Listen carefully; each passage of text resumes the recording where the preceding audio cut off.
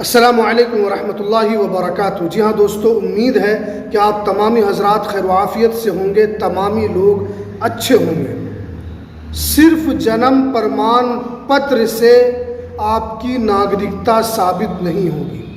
ये दस्तावेज़ आपके पास होना चाहिए। पूरे भारत के मुसलमान के लिए ये वीडियो सबसे ज़रूरी और काफ़ी अहम है। ये मैं क्यों कह रहा हूँ, ये आपको वीडियो के अंदर पता चलेगा। तो आज आपके पास अगर सिर्फ जन्म प्रमाण पत्र है तो ये आपकी नागरिकता के लिए काफ़ी नहीं है। इससे आपकी नागरिकता साबित नहीं हो सकती है। आपकी नागरिकता के लिए जो डॉक्यूमेंट्स है वो क्या क्या होने चाहिए, वो आज आपको इस वीडियो के अंदर हम बताएंगे। तो इसलिए इस वीडियो को आप पूरा ज़रूर देखें। अगर आप इस चैनल पर पहली मर्तबा आएँ तो इस चैनल को भी आप सब्सक्राइब कीजिए और इस चैनल को आप ज़्यादा से ज़्यादा लोगों तक पहुंचाइए, शेयर कीजिए, ताकि हमारे जितने भी मुसलमान भाई हैं उन तमाम तक ये वीडियो पहुंच सके और वो ज़्यादा से ज़्यादा इस चैनल के साथ जुड़े, ताकि आपको नागरिकता से रिलेटेड जो भी अपडेट आती है वो आप तक पहुँचा सके। तो चलिए, हमें दीजिए वीडियो शुरू करने की इजाज़त। देखिए, सबसे पहले आप जानते हैं कि जितने भी भारत के मुसलमान हैं उसके लिए इस वक्त भारत के जो हालात हैं वो किस तरीके से हैं, वो किसी से छिपा हुआ नहीं है। लेकिन सबसे ज़्यादा अक्लमंद आदमी वो है जो वक्त आने से पहले पहले अपने दस्तावेज़ की तैयारी कर ले। आप जानते हैं कि 2019 में केंद्र सरकार ने 2019 वाला नागरिकता संशोधन बिल लेकर आई थी, जिसके अंदर आपको पता है कि तमाम मज़ाहिब के, चाहे वो हिंदू हो, पारसी हो, सिख हो, ईसाई हो, बौद्ध हो, जैन हो, इन तमाम लोगों को यहाँ की शहरियत मिलेगी। चाहे वो अफ़गानिस्तान से आए, चाहे वो बांग्लादेश से आए, चाहे वो अफ़गानिस्तान से कहीं से भी आए, इन तमाम देशों से, पाकिस्तान, अफ़गानिस्तान, बांग्लादेश से, उनको यहाँ की नागरिकता मिलेगी।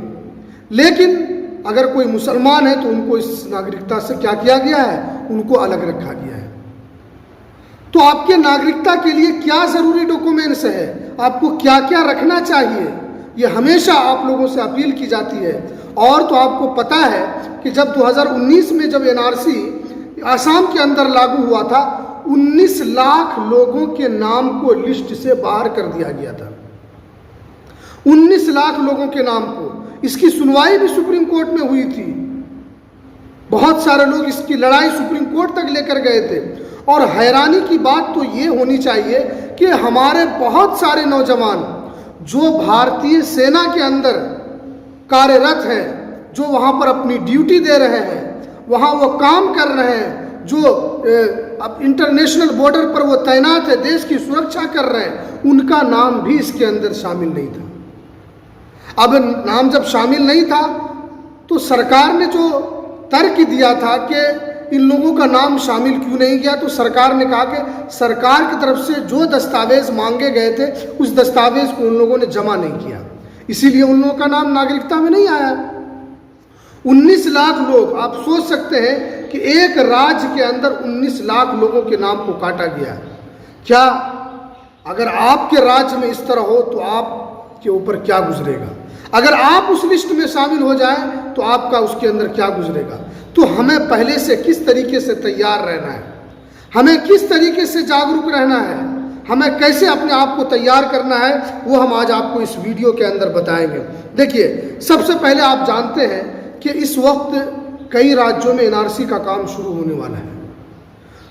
जो 2025 की जो शुरुआती रिपोर्ट थी, जिसके अंदर केंद्रीय गृह मंत्रालय की तरफ से जो जारी रिपोर्ट में बताया गया है, उसके अंदर ये बताएगा कि 7 राज्य ऐसे हैं जिसके अंदर घुसपैठी है, जिसके अंदर भारत की जो सुरक्षा है, भारत की जो सुरक्षा के साथ कुछ भी हो सकता है। बहुत सारे लोग बाहर से आके आए हुए हैं, एक तरह का घुसपैठी उनको कहा गया है। तो हम उस घुसपैठी में कैसे, उस घुसपैठी से हम कैसे बचे, हमारा नाम भी उसके अंदर ना आए, हम उसके लिए बचने के लिए हमारे पास तैयारी है। सरकार ने हमें बताया है कि हमारे पास क्या क्या डॉक्यूमेंट्स होने चाहिए, वो आपको समझना है। देखिए, सबसे पहले तो आप जानते हैं कि हमारा जो भारत का जो कानून कहता है वो ये है कि तमाम धर्म को अपने अपने एतबार से यहाँ पर रहने का और जीने का अधिकार है। लेकिन बहुत सारे जो पॉलिटिकल बाबा हैं, जो पॉलिटिकल में इंटरेस्ट रखते हैं, जिनको इसमें अनुभव है, उनका ये साफ साफ कहना है कि ये जो चाहे वो एनआरसी हो, चाहे वो कुछ भी हो, ये जो एक तरीके का पॉलिटिकल मुद्दा है, इससे सुरक्षा से कोई लेना देना नहीं है। अगर सरकार को इतनी ही चिंता है कि सुरक्षा का, तो सरकार तो अपने एतबार से भी पुलिस से किस जरिए जांच करवा सकती है। लेकिन नहीं, यहाँ पर एक धर्म को क्या टारगेट किया जा रहा है, ये एक सबसे बड़ा सवाल है। लेकिन ये तमाम बातें अपनी जगह पर है, हमें उसमें अंदर सबसे पहले क्या तैयारी रखनी चाहिए। देखिए, आपको नागरिकता के लिए जो ज़रूरी दस्तावेज हैं, आसाम के अंदर जो लोग थे उनके पास आधार कार्ड भी था, वोटर भी था, राशन कार्ड भी था, सब दस्तावेज थे, लेकिन फिर भी उनका नाम उस लिस्ट में नहीं आया। हमारे पास भी आधार कार्ड है, राशन कार्ड है, पैन कार्ड है, पासपोर्ट है, वोटर आई कार्ड है, ज़रूरी नहीं है कि हमारा नाम भी उस लिस्ट के अंदर है। लेकिन कौन से दस्तावेज हैं जिसकी वजह से हमारा नाम आ सकता है, वो आज हम आपको इस वीडियो के अंदर बताएंगे। देखिए, सबसे पहले आपको इसमें समझना है कि भारत की नागरिकता पाने के लिए या भारत के नागरिकता को साबित करने के लिए हमारे पास सबसे ज़्यादा ज़रूरी ये होता है कि आप या आपके पूर्वज 1971 से पहले भारत के अंदर आए हैं, तो उनका आपको सबूत देना होगा। आप या आपके बाबा या आपके दादा या आपके परदादा जो भी हो, वो इस देश के अंदर 1971 से पहले रह रहे हैं, तो उसके साबित करने के लिए, उसके सबूत के लिए आपको एक दस्तावेज देना होगा। आप दस्तावेज में आपको क्या क्या तैयार करना है, आपको अपना बर्थ सर्टिफिकेट तैयार करना है। हमने कई बार आपको इस चैनल के माध्यम से बताया है कि बर्थ सर्टिफिकेट बनवाइए, बर्थ सर्टिफिकेट बनवाइए, लेकिन लोग हल्के में ले रहे हैं। लोग कह रहे हैं, बहुत सारे लोग कमेंट करते हैं, बकवास है, फालतू है। आपको बकवास के लिए वीडियो नहीं बनाया जाता है, आपको बताने के लिए वीडियो बनाया जाता है। हमारे मुसलमान भाई हैं, हमारे वो भाई हैं, इसीलिए बताया जाता है ताकि आप जागरूक होइए। वक्त पर अभी वक्त है, अभी दस्तावेज जमा करने का टाइम है। जब मांगे जाएंगे तो उस वक्त आप लाख रुपए भी खर्च करेंगे तो उस वक्त आपका नहीं बनेगा। आपको अपना बर्थ सर्टिफिकेट बना लेना है। अगर नहीं बना है तो आप जाकर बनाइए, थोड़ा पैसा लगेगा लेकिन आपका बन जाएगा। आप बनवाइए उसको, अपने माँ बाप का बर्थ सर्टिफिकेट बनवाइए। आपके माँ बाप हैं, जीवित हैं, तो उनका बर्थ सर्टिफिकेट बनवाइए। अगर उनकी मृत्यु हो गई है तो उनका मृत्यु प्रमाण पत्र बनवाइए, ताकि उससे साबित हो कि आपके माँ बाप यहीं के हैं, हिंदुस्तान ही के रहने वाले हैं। आपको अपने माँ बाप के नागरिकता होने का, यानी आपके माँ बाप यहाँ के नागरिक है, उसका जुड़वा आपको प्रूफ देना होगा, ज्वाइंट प्रूफ आपको उसका देना होगा। ये दस्तावेज आपके पास होने चाहिए। ज़मीन के कागजात, 1977 से पहले आपकी ज़मीन हिंदुस्तान के अंदर थी, आपके दादा आपके परदादा की ज़मीन हिंदुस्तान में थी, उस कागजात को आप निकलवाइए। नहीं है तो आप कोर्ट से निकलवाइए, कचहरी से जाकर निकलवाइए। आप देखिए कि हाँ, हमारे पूर्वज 1971 से पहले से हिंदुस्तान के अंदर रह रहे हैं, क्योंकि आपका जो प्रूफ है वो 1971 से पहले ही का माना जाएगा कि वो लोग आपके पूर्वज या आपके दादा आपके परदादा यहाँ हैं, तो उनका आप सबूत दीजिए, उसके ज़रिए से आपकी भी नागरिकता साबित होगी। अगर ये दस्तावेज नहीं होगा, हो सकता है कि आपका नाम भी उस लिस्ट से बाहर हो जाए।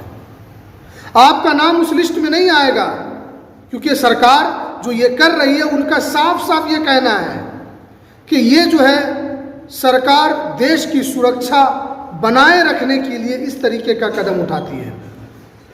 तो इसीलिए आपको इस लिस्ट से बचना है।